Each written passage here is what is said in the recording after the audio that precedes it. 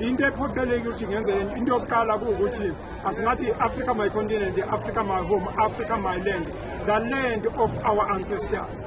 Into ethe masibona i-violence inje eSouth Africa, hayi le gender based violence, i-violence kumasilwa nawo thina silwa nobani, sithi indoda ayivikeleke, indoda iyahlukumezeka, sithi umama uyahlukumezeka avikeleke, sithi ingane ayivikeleke ngoba bonke labantu bahlukumezeka.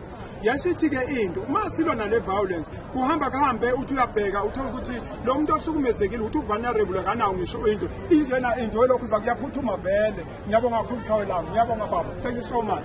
Umuntu usukunyazwa ukuthi azethole lokho kureshwa lokho nendlu ivele ingekho bese sithina njenge organization asiqhamuke kule angle ukuthi ke sizolwa ne-violence holistically.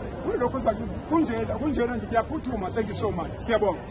Lena ke ibhakede ivela la siwanongoma fana kwaZulu Natal kureshwe umama una 68 ereshwe umfana una 28. Masithi siyafika khona sathatha uDaba sabeka ku social media zaba khona insizwa onhlanhlamdlule savela semthambo zathi Msweli le yandlu lena ayikho now 20,000.